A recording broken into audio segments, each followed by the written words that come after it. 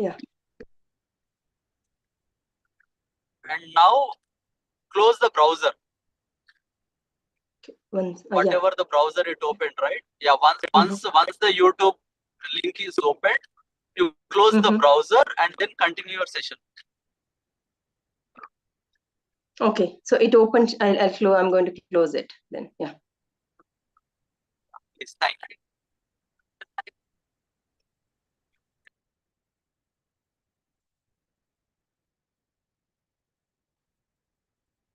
Yeah.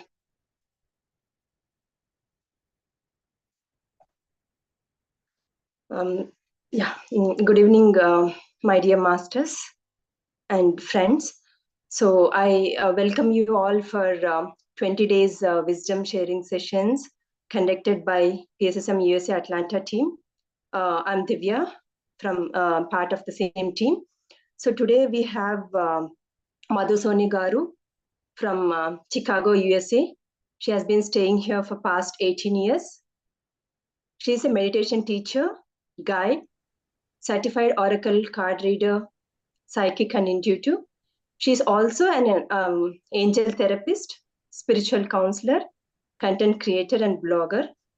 She has created Light and Soul Meditation Group in 2021, and she has also worked in multiple sectors like insurance, marketing, and also she has worked as in IT field. So I welcome you, Madhu Soni Garu.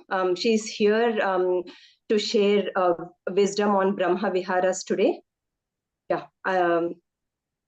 please go ahead, Madhu Soni. Thank you so much, Divyaji. Thank you to Pushpaji and thank you to Atlanta team. So today we will be talking about Brahma Viharas, masters. And as we are nearing to the date of BUDDHA Poonima, we are celebrating this BUDDHA Poonima in the ways of how Buddha would like to help everyone awaken, enlightened, and be at peace with oneself.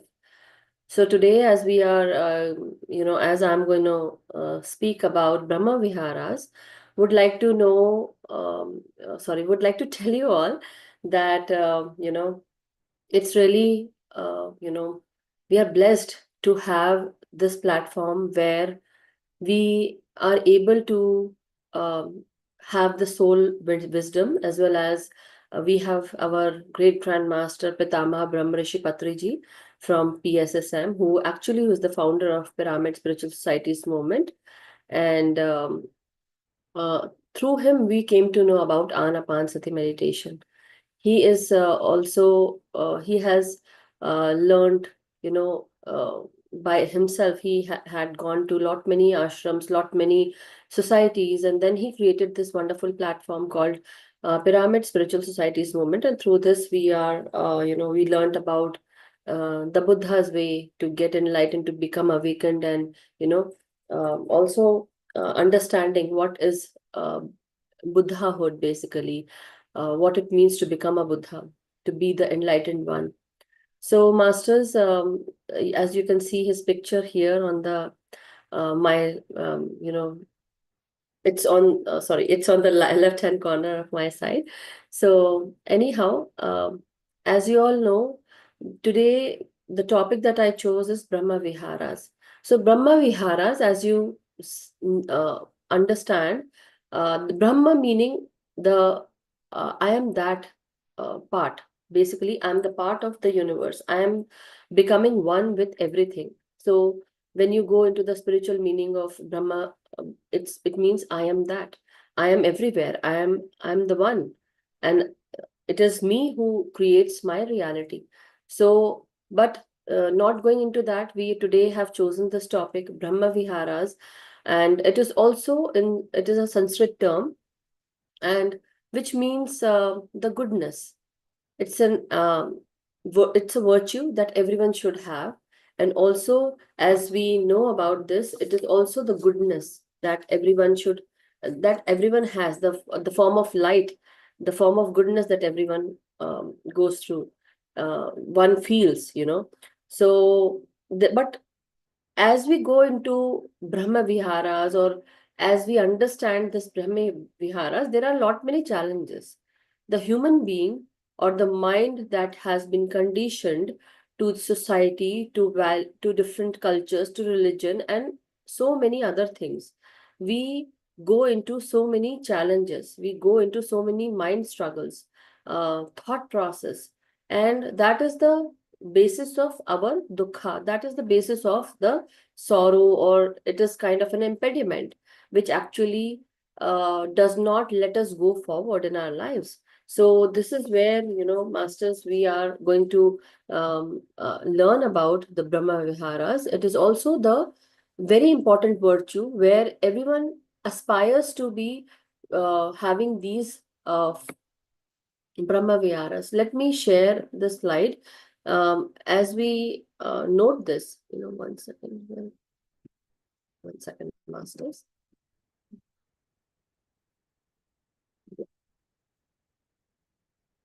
I have prepared a slide for everyone so that everyone can have a little understanding of this. I'm not going to go too much into detail, but still would like everyone to, go through these very beautiful Brahma Viharas. We can also say that these are also it is a form of a roar of a lion. It's a divine abode where we all want to reside, where we all want to live. So these Brahma Viharas, or goodness, as you say, or the four immeasurable. So these cannot be measured because everyone needs that. And not only needs, it's kind of a need. People do want it, but the point is it's a need for everyone. And that is why you cannot measure it. It's immeasurable. So not only that, so these are the four immeasurables. As we can see, the loving kindness, that is the metta, and compassion is the karuna, sympathetic joy is the mudita, and equanimity is the upekha. So we, as a human being, as an individual, we all need these four important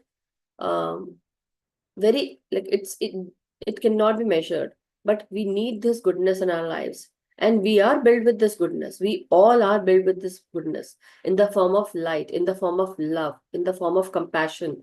And this is when you also talk about these are also the heart sutras. Also, it can be noted that these are also the four very important points that are associated with the noble truths also. But these are one wants to connect with these four immeasurable points, the goodness that we have within us, when we feel compassionate towards someone, where we understand the plight of someone, or we are understanding everything, we give sympathy, we understand, and we want to help them, but with that eye of equanimity, where there is no upeksha. Here the word that Buddha or the Buddhism culture uses is upekha. Upekha meaning you're not doing any upeksha to anyone. You're giving impartial time, energy, space to everyone. But the point is that a very important virtue. Yes, this is a very important virtue. We all aspire to have this virtue in us, and not only in us, but in others also, masters. So here, the goodness that we all have is known as the Brahma Viharas, and these are some of the qualities. It is also very important. It's kind of an emotional intelligence that everyone should have to understand other people's emotion, to understand oneself's emotion.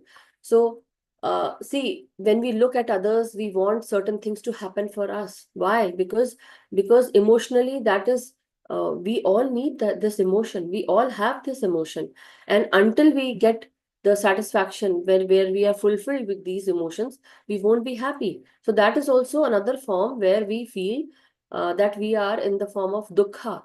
We are in a state of sorrow. And that is also another very important point that we all need to understand, that these are some of the truths that a person or a human being goes through in their lives. And that is the four noble truths. So before I go ahead and, explain more into the loving kindness and compassion, sympathetic joy, or equanimity, let us also go into what are the four noble truths. But before that, as you all know, most of the time we actually go through so many challenges, and we are into this obsessive preoccupation of that this is me, this is I, and this is mine. So when you say that, we are actually self-occupied into so many things. And when you do that, you are basically coming from a place of lack.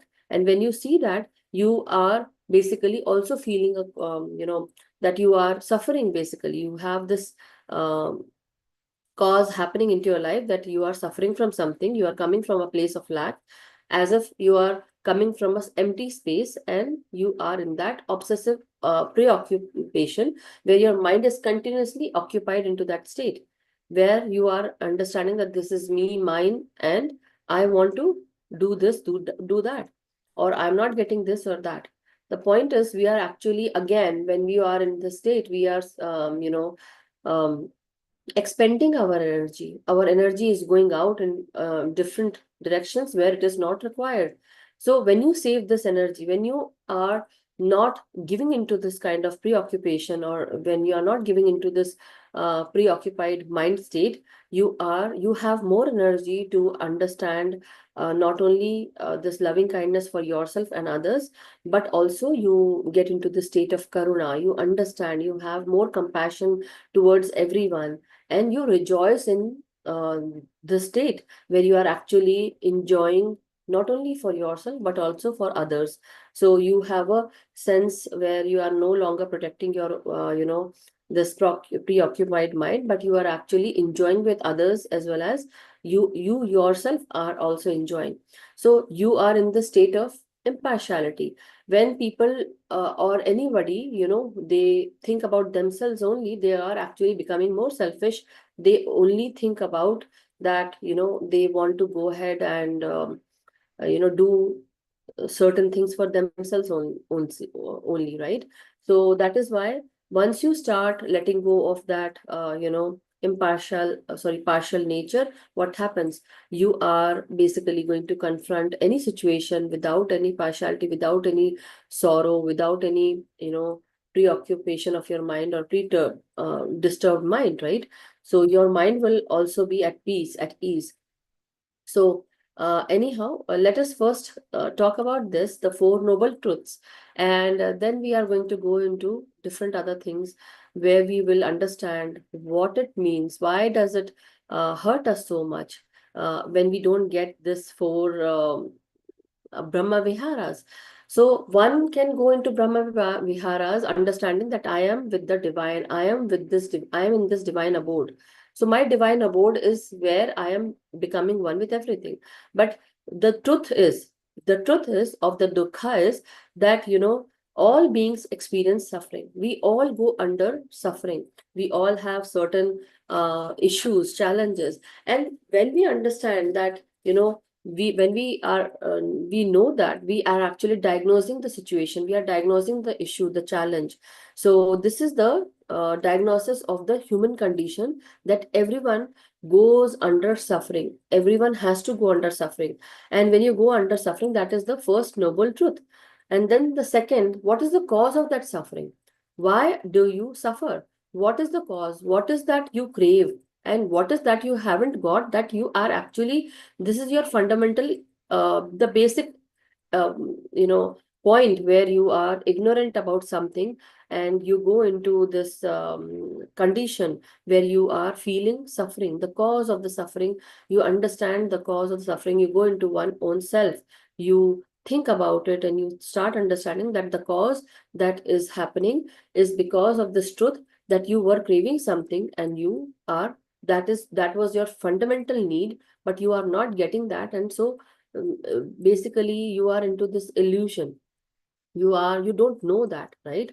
So once you start knowing, basically you start you understand the cause for the condition. You understand that this is coming from that you are looking outside, in the outside world, and you crave something. Now the third point is the third noble truth is the cure. basically the prognosis. When you talk about the prognosis, the cure, the nirodha. So whenever there is a disease, we want to cure this. We want to become healthy, not sick, right? So when you get into the state, the prognosis is that you are basically you stop that dukkha, you stop that the dukkha or the sorrow becomes stopped. Why? Because of that craving. When you understand the root cause of that sorrow, you understand that because I was craving something, because I needed something, now I don't need that anymore. The sorrow is there not anymore. You accept that, right? You accepting. So the cause of that suffering is that you now basically you were craving something and now you are not craving that anymore. So now you found the the healing that came with it. So now the sorrow that you were feeling, or the depression or the sadness that you are feeling, or the sickness that you are feeling, you found a cure. You found that nirodha. So now, and the fourth noble truth is the path, the magga. Basically, it's not the magga, but it's like the marg. The marg that you are going on to is the path towards enlightenment, the path of the eightfold path. The noble eightfold paths are, we are going to discuss about that also. I think in the groups, Pushpaji told me about that. Yes, Sai Kumar sir had very easy, like very nicely spoke about this eightfold path. So Buddha has given this eightfold path. So the method we must follow to end the sorrow is that of the noble eightfold path. So again, let us go into the eightfold path. But here, the Dalai Lama, the 14th Dalai Lama, that is the as you can see the picture in the slide, his name is Tenzin Gyatso. Okay, so he's the 14th incarnation and he's the 14th Dalai Lama. He described himself as a simple Buddhist monk. You can see his picture when, the childhood picture. So he is also a spiritual Tibet leader in Tibet, and he was born on 6th July 1935 to a farming family, where in a small hamlet located in Taktasar Amdo, which is in the northeastern Tibet, right? So he is also the 14th incarnation, the 14th Dalai Lama, very spiritual master, teacher, Buddhist monk. So he actually gave this wonderful wisdom. In this, he actually told about, in 1937, he actually is a 2.5-year-old boy, and on this, there was a movie also that was made on him.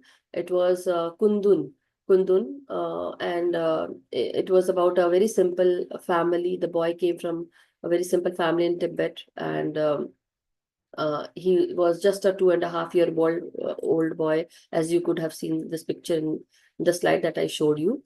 So, and he later on became a very spiritual, master and a political leader to his people. He asked about the causes of suffering. So he responded when he was asked about the causes of suffering.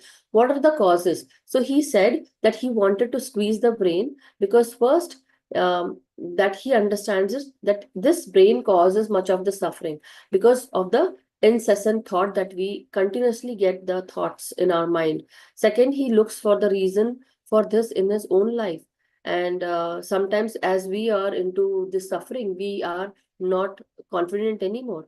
We become depressed, sad, and there is like understanding that this mind causes a lot of suffering. But we have the ability to end this suffering. So to look is to have confidence in one's own ability. So when you look into your own suffering, when you go into you want to find the root cause of everything, what happens? You find that you have your own ability to end the suffering because you only created this reality. Third, he said, finally, I wish arises to find a path to peace. For all beings desire happiness. All wish to find her purer self, their purer selves. So as we find that we have the ability to end the suffering, we actually want happiness. And when we end the suffering, when we get to know the root cause, we become more happy. When we accept and we become more pure, the negativity that was there, that goes away, and you start understanding. So what is that negativity? These are the three poisons, the fires. The fires are greed, hatred, delusion. And when you understand these three, the greed is in the form of craving, desire, and thirst. And the opposite of how you can end this greed, you can end it through generosity, becoming more generous by donating your time, energy, your space, and even your things, according to what you have, whatever means you have.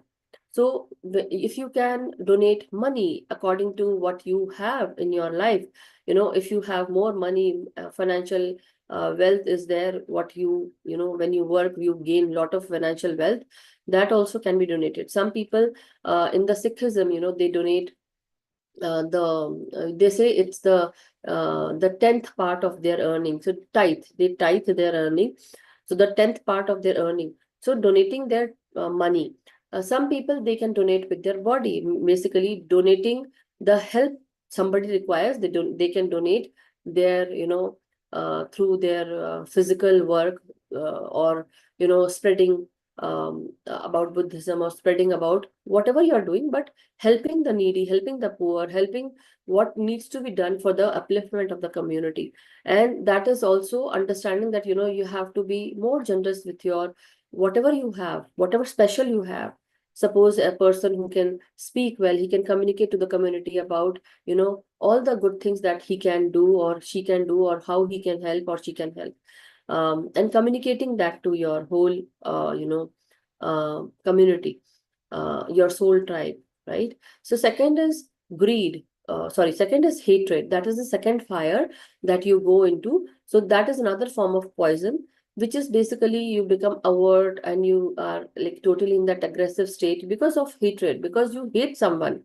But when you point fingers at someone, don't you think you are pointing three fingers at your own self? And understanding, when you comment about someone, when you gossip about someone, when you say bad things about someone, why it is that? Because you hate a particular quality that they are portraying. But why is that? Because that particular quality is within you, your own self. So sometimes when what you hate about others is what you need to, that is basically mirroring in you. So you need to remove uh, that mirroring self, basically, that you don't like about others. You have to remove that weakness, that point from your own life, from your own way of how you do things. So when you hate what you hate about someone, when you become aggressive and you shout and scream about at someone, basically that is why, because you hate someone. So you don't need to be in that aggression state or aggressive state, but what you can do, you can become more loving, more kind, more friendly. You can just give your time, space, and energy. You can share, and you share this wonderful feeling of love.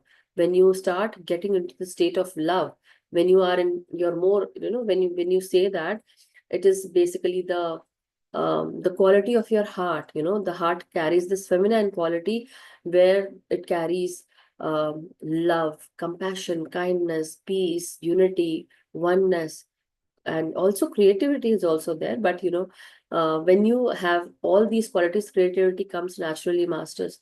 So loving and friendliness also. Metta is basically mitra, it's called mitra, meaning friend.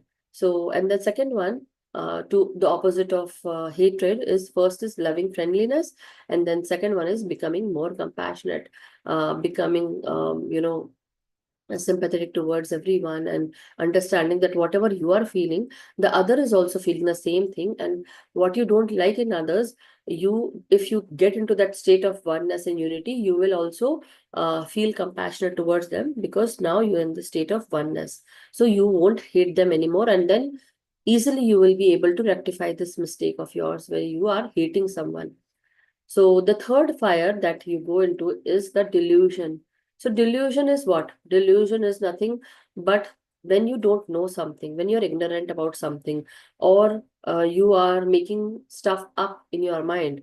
Basically, you're deluding. You are becoming more delusional. You are in that confusion state because you don't know actually what is happening. But how to remove that is through wisdom, through jnana or prajna, and becoming more enlightened.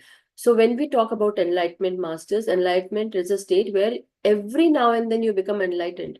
whenever you are in this journey of progression of understanding, you start understanding that, whatever you didn't knew earlier, a second ago or 2 seconds ago, or maybe in your past of your present life, now you know something, you somehow came to know about something which you were not able to perform in a good way, you were not able to perfect that lesson, or you didn't knew about certain subject, you didn't knew about certain thing, where you were confused, where that subject you didn't knew about that subject, but now you're not uh, basically now you are not in that illusion anymore. All the confusion has gone away. That knowledge that you wanted, you were seeking, now you got that knowledge. You are not ignorant anymore. Now you're not delusional anymore, because you gained that wisdom, you gained that intellect, you gained that intelligence, or you found that wisdom, that prajna came to you, and you became enlightened. So enlightenment is a state where everyone goes under enlightenment every now and then. So just imagine when I say that today you are of so and so age, but were you of this so and so age in your past also? You, when you were born, after that you learned so many things. So basically you were becoming enlightened every now and then, now at this stage. So from the childhood uh, till now, at a certain age, haven't you learned lessons, or haven't you perfected certain lessons? You came from kindergarten to basically you became you were a child, then you went into, you were an infant, toddler, then you went into teenager self, then you went into adult self, and now you are into, your old self or mature self. So the soul goes under so many soul stages, progression. So you were not the same. So not only soul, but even the human being that we are in this lifetime. As spiritual self, definitely we have gone into this human experience of this human being life. And now, every now and then, we are becoming more and more enlightened. So there are 5 aggregates basically that can help you to understand these 3 fires. Whatever we see, whatever we hear, whatever we smell, whatever we touch, and whatever we are hearing, the point is it's all matter body, the physical self. So the physical self is associated with the pranamaya sharir, and sorry, not the pranamaya, the the physical body is associated with your annamaya kosh, basically. Sorry about that, earlier I said pranamaya, but it's not pranamaya. But yes, pranamaya is also another spiritual body, where we are also, that is your energy body. But when you talk about the feeling part, the emotion part, which is also associated with your astral body, the astral self, the feelings, the emotions, when we talk about emotions, that is the, we want to feel pleasant sometimes. That these are the feelings that can also help us to understand how the other person is feeling. Feeling unpleasant, not good thought, not good vibrations. Why do we catch these vibrations? Because we also are all made up of all these feelings of good, pleasant, or not pleasant, or not so good, and also becoming neutral. So these are also some of the points that come into the 5 aggregates. Perception: what do you see? How do you see? What do you hear? What do you feel? What do you smell? What do you feeling in your throat, your gut instinct, right? Even your hand, what are you, how does your body feel? So these are also the ways where you actually go into perceiving things in your own way. Your body tells you, and when your body tells you, with through your senses, through your extra sensory perceptions also, and then also through your emotions, you actually start perceiving things. Sometimes these perceiving things can also be it can create mental formations. You can create, your own assumptions, your own views, and then that can actually trigger a response, or trigger your understanding, whatever you understood through these perceptions. So you perceive a certain situation in a certain way, because you were made that way, because you understood something because of short knowledge, or a limited knowledge.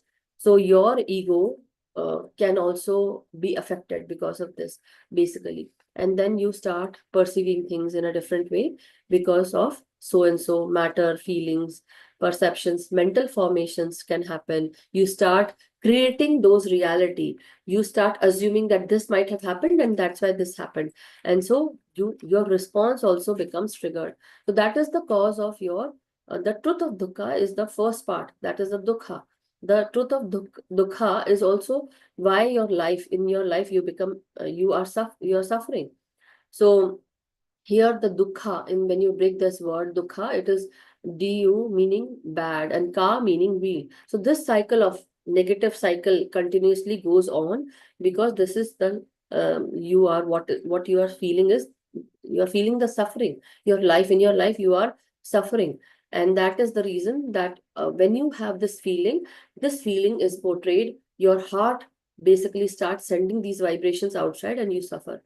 And when you suffer, you actually go on this continuous cycle of dukkha. And this is the reason why you suffer. So Buddha, speaking out the Four Noble Truths and the importance of mindfulness, he says that this is the direct path for the purification of beings. When you go into the Four Noble Truths, so this can actually help us to purify our own self, which helps us purification of beings, for surrounding of sorrow and lamentation, for the disappearance of pain and grief, and for the attainment of the true way, for the realization of nirvana. So when you understand that you are the only cause of this issue, challenge, suffering, you go into this self-realized state, you become enlightened, and you go into nirvana, you liberate yourself, right? Second noble truth is the thirst for sensual pleasure, thirst for existence, and thirst for non-existence. So what is the pain? The second truth is why? Because you were craving certain things. You're craving maybe sensual pleasures or sexuality, something, or you want to exist and you want to reach some place and you are not able to exist at that place, that you had this craving. And the third is maybe you don't exist. You feel that you are not anywhere. You don't have a name, fame, something, identity. And that is why these are the second noble truth, that this is the truth of the cause of dukkha. The source, that is, the source is of desire, and that actually clouds our judgment. So this is also being told in Lotus Sutra 5, that teaching of the dukkha is like a great cloud, which with a single kind of rain waters all human flowers so that each bear its fruit. So whatever you are thinking, that is going to bear the fruit. If you are thinking good, it will actually have good result. In the form of good fruits, you will bear good fruits. But if your thinking is negative, if you realize that something that you were thinking had cloud your judgment, and what kind of fruit you will be bearing? You will be bearing negative fruit because of negative thinking. But if you have a good thinking, you think good of everyone, you start thinking good of your own self and others, you start working towards the, believing that, you are one with the divine, you are that Brahma, you are, I am that. So when you get into this, that is the basically the Lotus Sutra 5, that your heart is in the form of this, in this state of oneness, in the state of love, kindness, compassion, peace, oneness, in this unity consciousness, where whatever you think, if you think good, that will bear a good fruit, and that will actually help you. It will help not only you, but also the community. So the third noble truth, very quickly we'll go through this, is also the truth of the cessation of dukkha, stopping that dukkha. What is the cause of that dukkha and how to stop that dukkha? How to stop the sorrow? So the truth, this is the truth of cessation of suffering, nirodha, basically where you actually heal yourself, where you stop the, you understand what is the root cause of that dukkha. Basically, you were craving something, and that actually is because of that you were withdrawing from it. You renounced and you also rejected.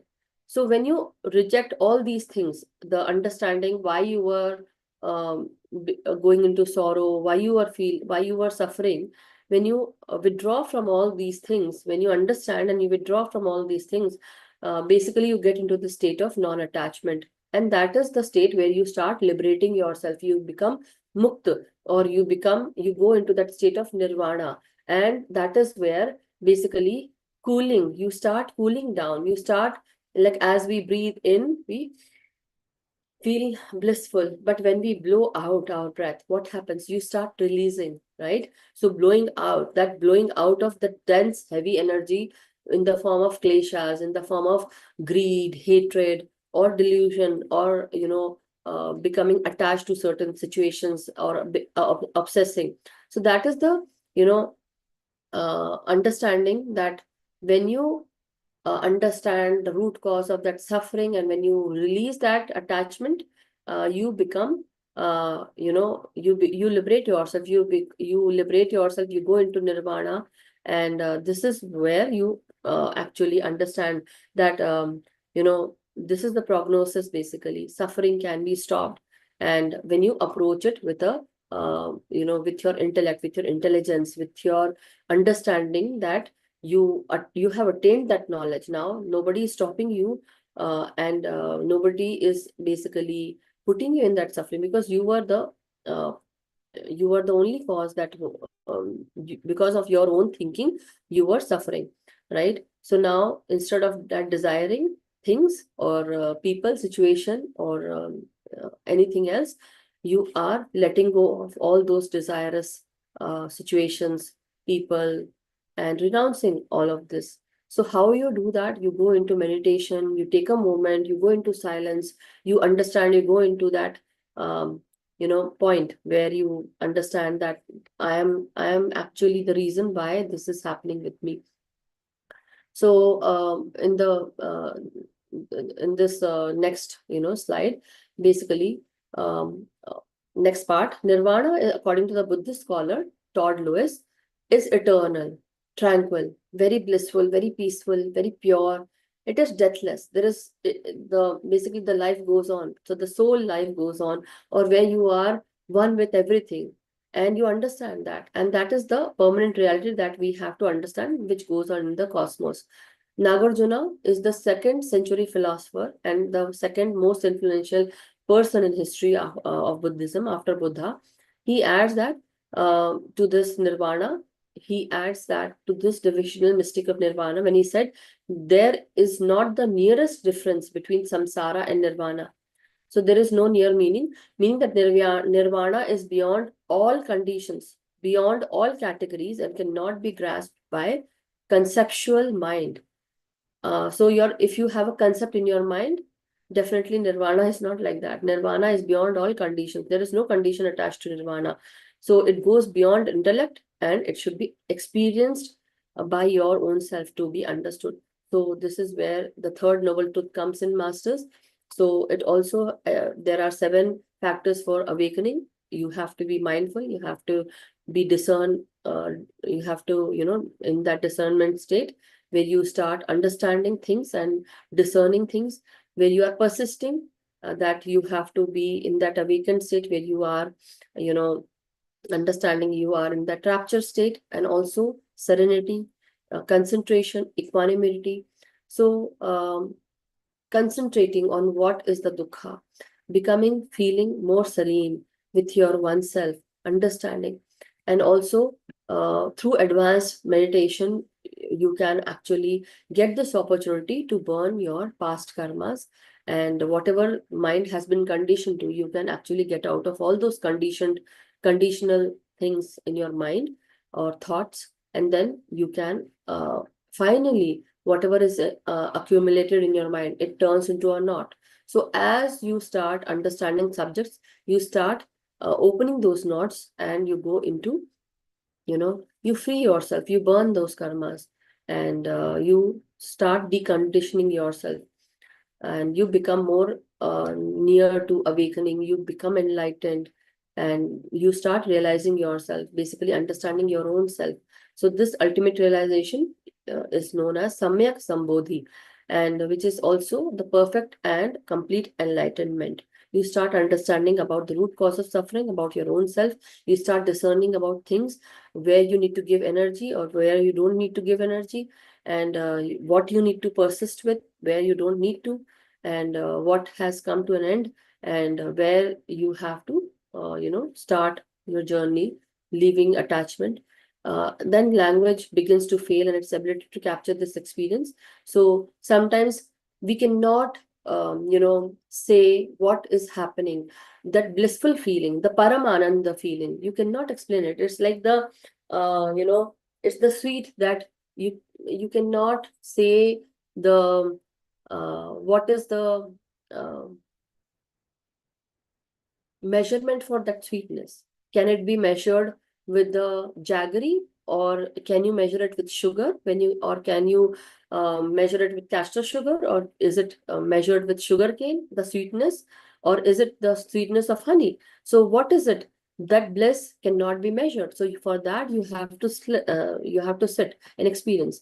And this is the Four Noble Truth. So with this Four Noble Truth, we also understand that through wisdom and insight, that is the right view, right resolve, we go into a lot of intellectual understanding. We have this insight because of the prajna. And then second is the morality, the sila, where you go into the right speech, right action, right livelihood. Sometimes we don't act nicely. We don't go into this, speech also. We speak negative about someone. We act in a negative way. But when you understand these Four Noble Truths, that you are only the cause of all these suffering, and then you understand through your prajna that you have to be you have to, be a very, your values and your nature should be, you should carry on with the moral lessons, and you are being taught certain things. You have to, speak in a right way. You have to act in a right way. You have to earn livelihood through right means.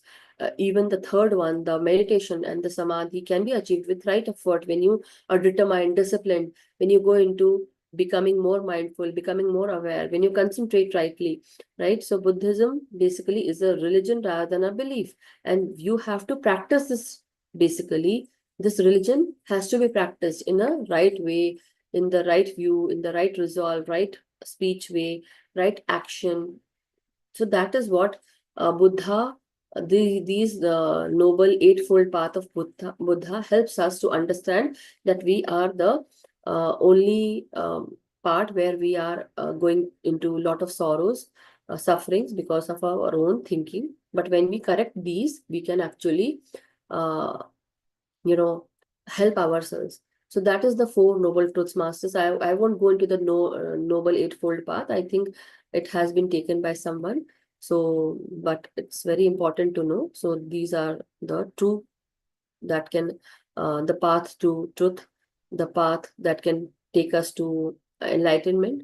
So the healing that can come through this is that the healing dharma found through meditation, not philosophical speculation.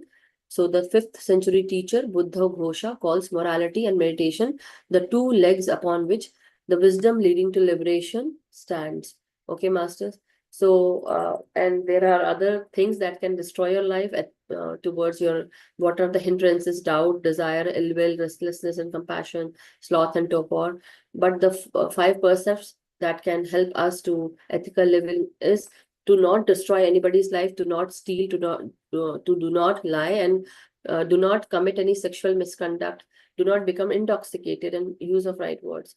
So now when we understand these 4 noble truths, and we understand that these Brahma Viharas can only be achieved when you let go of your thinking, when you let go of understanding the 4 noble truths, that these were the things that were making me in the state, putting me in the state of sorrow.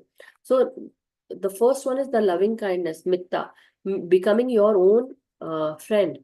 And when you become your own friend, when you understand that you also need a sense of safety and peace and well-being, you need that freedom, you enter the state of loving kindness for your own self. And what is the enemy of the near enemy is selfishness, becoming selfish. The far enemy is enmity. So when you become more far, you become basically, when you say that you are, you create an aversion to goodness. So there is 360-degree awareness, or 360-degree of aversion. You actually move away 360-degree away from your good self. That is the far enemy. That is the enmity, envying someone. But when you get into this compassion state, becoming, that ability to see suffering without any fear, without fear, basically. So becoming empathic, becoming open, and giving space to your own self, to others, and be in that still state where you understand. So what do you understand? You get into that state of courage, and you get into that state of present state where you are willing to hold this into your heart, where you are actually caring about someone with non-judgmental care, about your own self, about others. So you get into the state of compassion. So the near enemy is where you are basically 180 degree.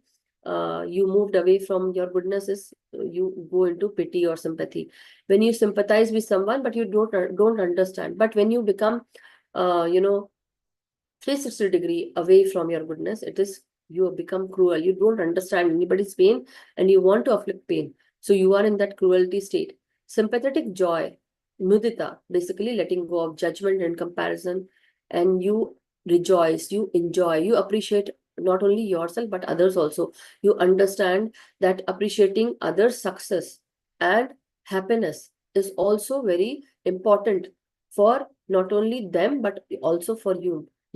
So when you talk about, when you say something bad to someone, the water that is connected with emotion, the sacral chakra or the moon energy, that shadow aspect, your moon energy, your water or the fluid inside you also basically hears everything, whatever you say to the other. If you say something bad, negative, gossip, lying, deceit, whatever you do to someone else, your fluids inside your body also hears. So when you become happy and when you share the happiness with others, you also become happy. So you also start getting this healing energy in your body. So this is an antidote. So sympathetic joy, it is an antidote to jealousy, envy, craving, and resentment. So this is basically the far, when you become, away, 360 degree away from your true quality, that is when you become jealous, when you envy someone, when you crave, certain thing, desire, and when you resent someone. So basically that actually will keep you away from this joy. Then the near enemy basically is when you brood, when you avoid sentimentally, and when you ignore becoming optimist. So that actually can also take you away from from sympathetic joy. So sometimes when you become more excited, when you become, you are in that exuberant state, that is your mind, you become more attached to something. So then you go into this away from it, right? So this is a near enemy to sympathetic joy. When you talk about the fourth point, that is equanimity, that is upeksha or upekha. So equanimity is basically, in Hindi we say sambhav. So when you talk about this, it is basically keeping a calm state of mind, even in the times of stress, even in the times of excitement. So becoming more peaceful, not becoming more excited or depressed. Equanimity is basically calm, and it is a tranquil state of mind. Even the most challenging ones, during those times also, you have to be in that equanimity state. So, and now when you talk about equanimity, the near enemy is basically indifference. It is not just dissociating from unpleasantness that gets you there.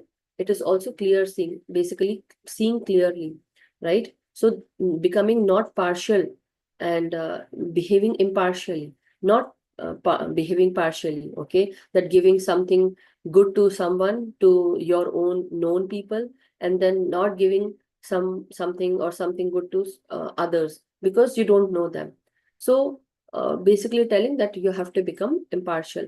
And then when you become far away from your goodness or of equanimity, when you crave or when you obsess about someone and you cling to someone or cling to certain things or you attach yourself to certain, that actually is the far enemy, masters. So these are the Brahma Viharas, the four immeasurable, the goodness that everyone has and everyone needs this, everyone requires. Why they require? Because this is a need, masters. And not only that, but we need to understand that we are all one with the divine. I am that. When you are in that state, you understand that I am that, and this is very important. So that you are one with everything. Not only you, but I am Divyaji, I am Pushpaji, I am Geetaji, and so many people here who are present.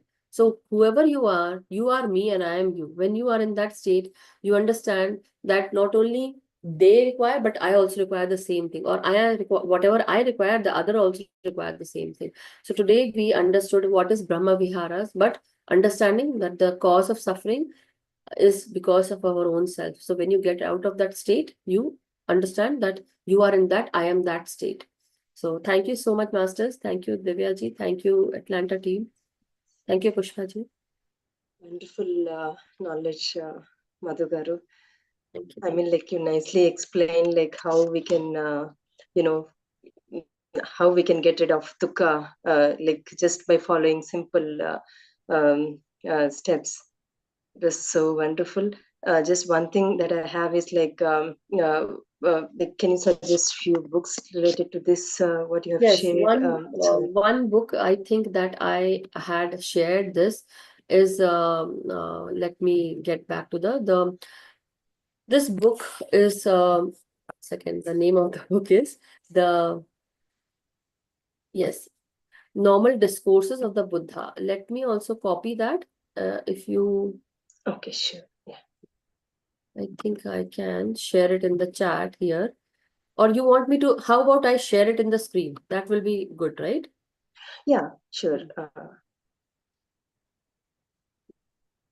So this is the book that I somehow, it is a very small part, but the numerical discourses of Buddha, a translation of the Anguttara Nikaya.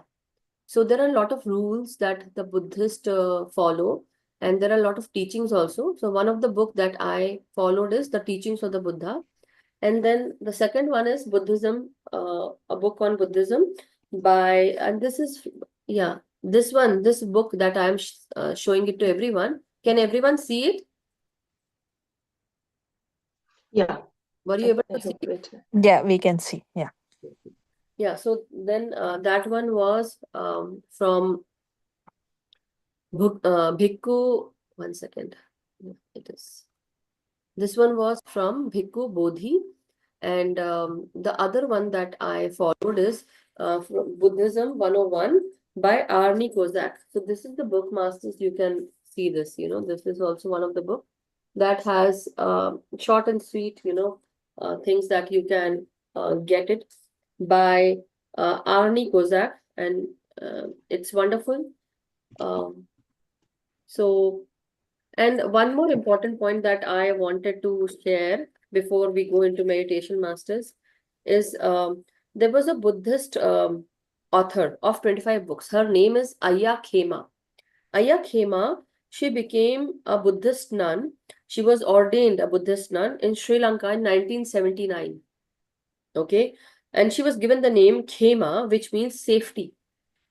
In 1987, she coordinated the first international conference of Buddhist nuns in the history of Buddhism, which resulted in the creation of worldwide Buddhist women's organization. So she was the first one who created this organization, first nun, and from there she created this organization called Sakhyadhita in New York in 1987, and she became the first Buddhist ever to address the United Nations, and basically a lady. So Ayya Khema said that she wrote 25 books, masters. She's the author of 25 books. So Ayya Khema, she wrote one of these books called When the Iron Eagle Flies. So she says cessation of suffering, that is the stoppage of suffering, is not due to the fact that suffering stops. It is due to the fact that the one who suffers stops to exist. Basically stopping and understanding that you don't exist anymore. It is your soul self. The human being, the human self, the human experience is actually feeling that suffering because of your incessant thoughts and the mind that perceives, right? So this is what is very important. But thank you so much, Divyaji. Thank you, I took the time. Madhu Garu. So yeah, I know we are already running out of the time. So can we do just Meditation. a 10 minutes meditation, or Yeah. or we can take Q&A. Whatever you say. Okay. Anybody? Pushpaji? Masters, so anyone has any questions to Madhu Garu? We can go with that. I don't have any questions, Madhuji, but thank you so much. Actually, this is so great information, so much of information actually. So put together with lot of clarity. Actually, I really like the way you have explained with so much of detailing.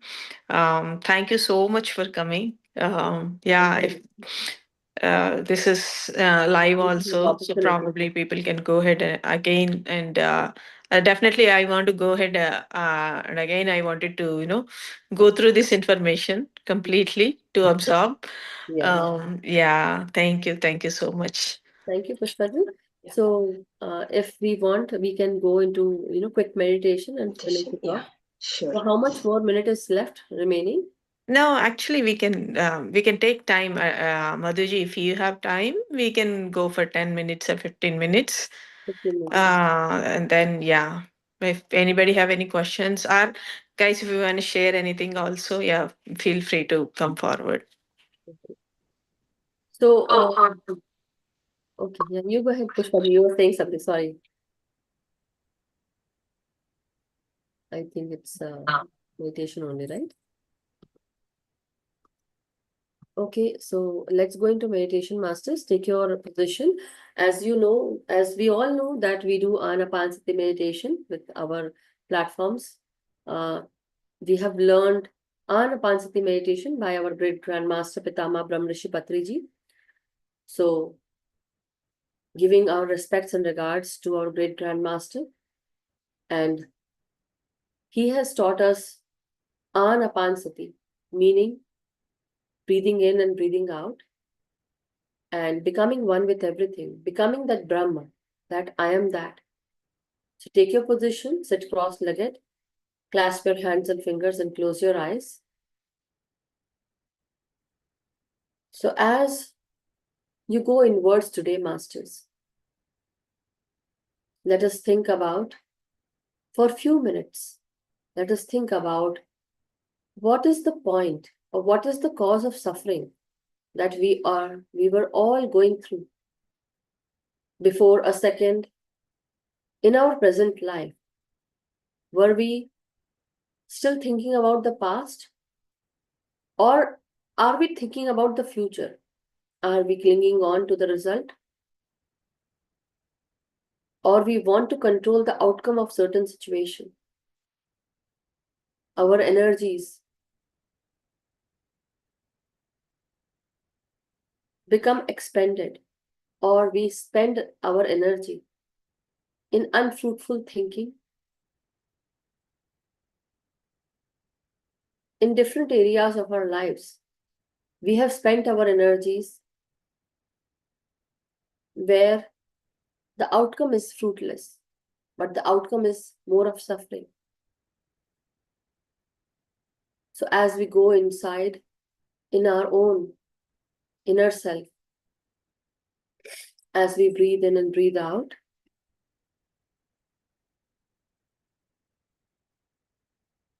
we understand and we come to know that we are the root cause of all suffering. Not we, but the mind that thinks. The mind that continuously thinks about so many things. The incessant chatter that goes on. The thoughts that come. These thoughts come in the form of bubbles. Continuously coming. The thought bubbles, one after another.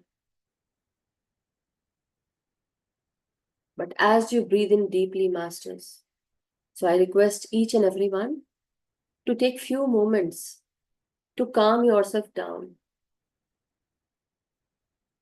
to let go of that incessant chatter that is continuously cycling. So as we breathe in, we steady our body. We steady the first half, that is our brain.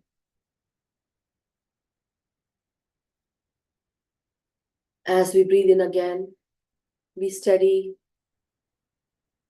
the second half of our body, that is your shoulders, your chest, your heart, your lungs, your spine.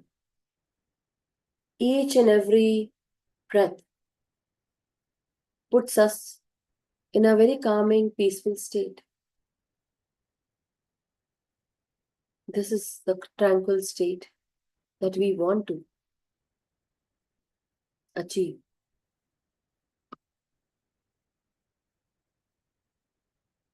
So very slow and steady.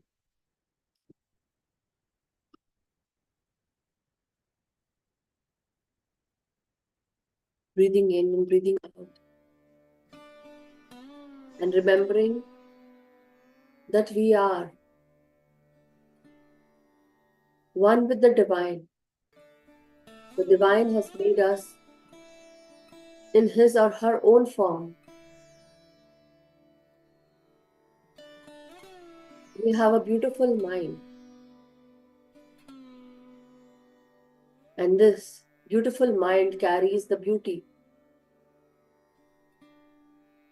of the soul. It also carries wisdom, that is prajna. It also can help us to become more moral into our actions, values, speech. And how can we attain it? We can attain it through meditation, by going inwards, becoming more clear, getting clarity, and letting go of any delusion, any confusion.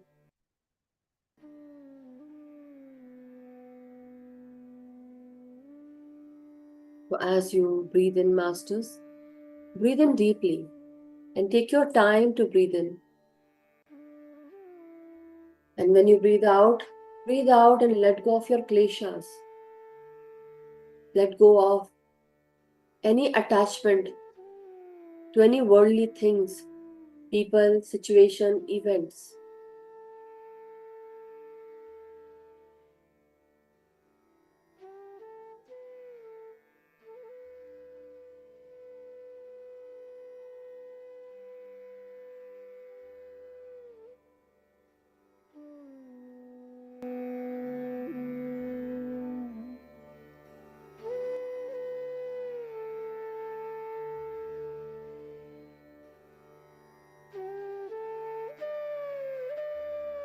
Then as you go into your own breathing in deeply, feel the blissful energies of every breath that comes in. And as you breathe out and let go of any sorrow, any ignorance, any heavy energy out through your breath. Breathe out.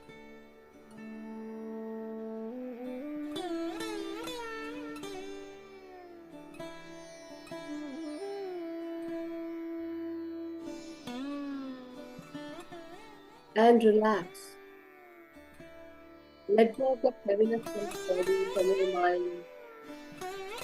As you let go of this negativity, your body becomes lighter. With every breath, you receive light, intelligence, wisdom. These goodness are in the form of so immeasurable. Where we understand that I am one with the divine. I am that.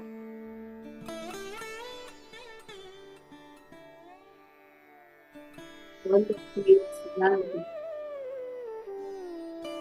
And this reality that I want is beautiful because the beauty lies in my eyes, in the eyes of the soul, in the eyes of the beholder.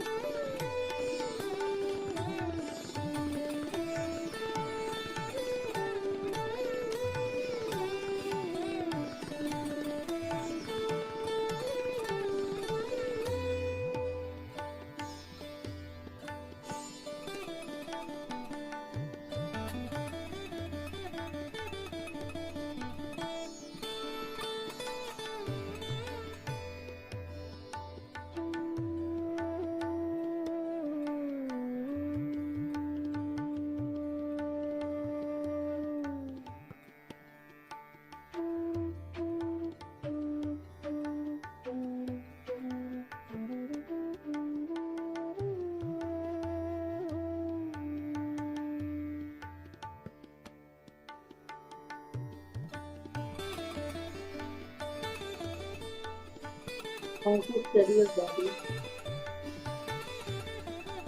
you become more and more one with the divine. You steady focus, let go of connection to the world for this one. Let go of identity with the human body, the name, pain, losses and gain.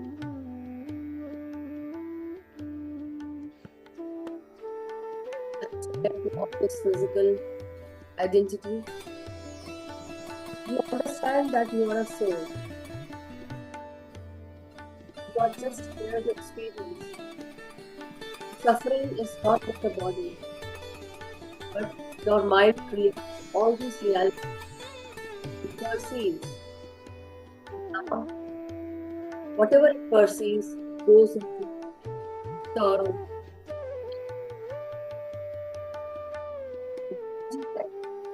Suffering.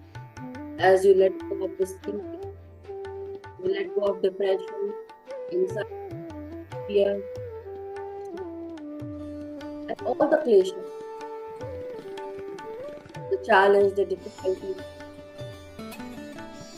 You let go of sorrow. And then your soul self becomes so pure. The physical self, the Annamaya portion, also becomes very pure.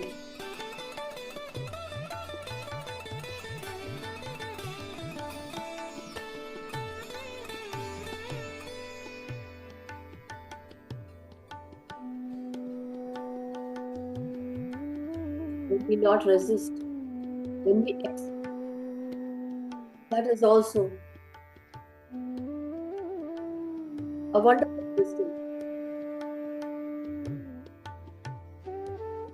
Accept everyone, to accept everything, and not resist. Understanding that whatever is happening because the divine needs, the divine wants it. That is the divine plan. Because the divine is within us.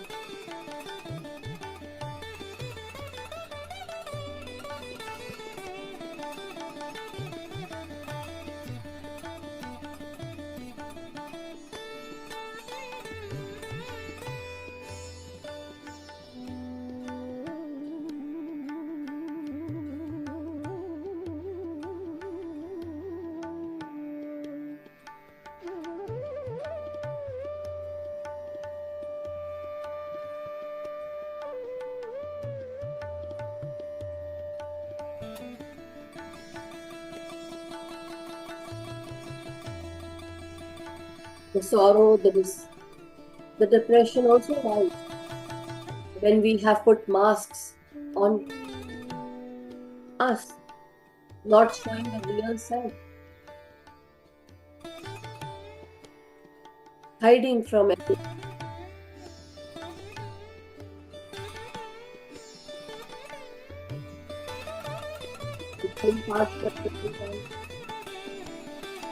Judging everyone and criticizing.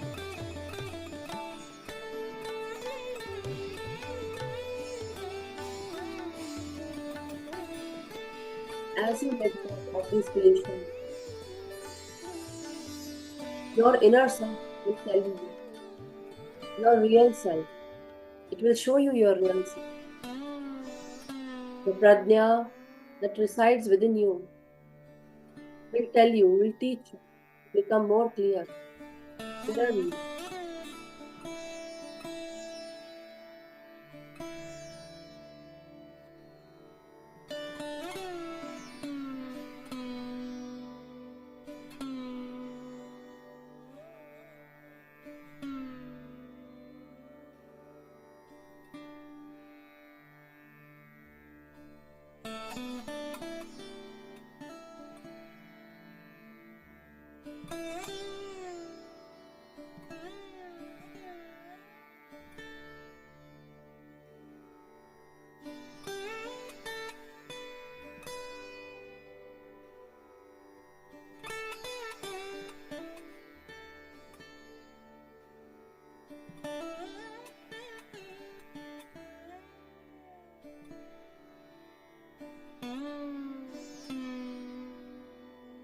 As you come back to your natural self, your soul self, as you had ventured inside, you now know who you are, and this physical self is just a mask for this physical world. You all carry a name, pain, identity, and you associate yourself with the trauma, pain, and suffering. But the true self does not identify with the physical self. The true self is with that Brahma, with that I am, that I am one with the divine. I am the divine lives in me, resides in me. I am the creator. I have the power to create.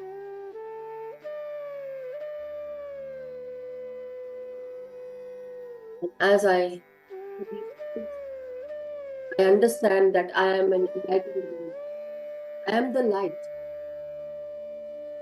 This Pradnya resides in me and is me. I am one with the people.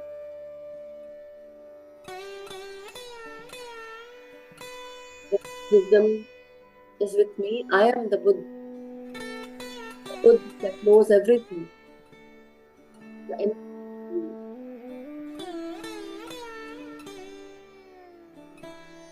Take a deep in-breath, masters, and slow out breath. And very slowly come back to your physical self.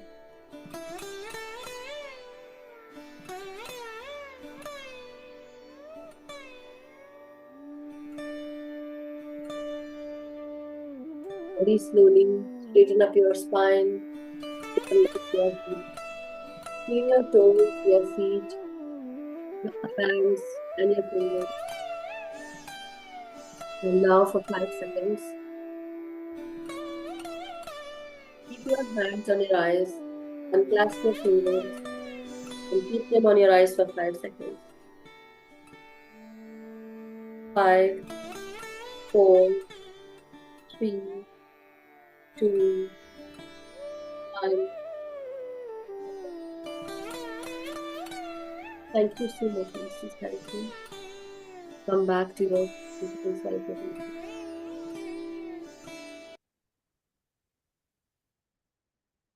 Gratitude, Masters. Gratitude, Patriji, sir. Thank you. Thank you, Madhu Garu. Thank you. This wonderful meditation and your guidance was awesome. Yeah, thank you so much. Thank you, Divyaji.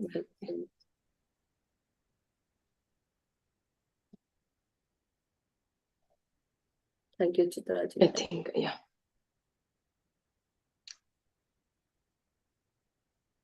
I think if there are no questions, we can wind up this session, Master. Thank you so much for your time, for sharing your wonderful wisdom with us today. Yeah, definitely I'll go through it again in the YouTube. Yeah, it was very helpful. Thank you so much.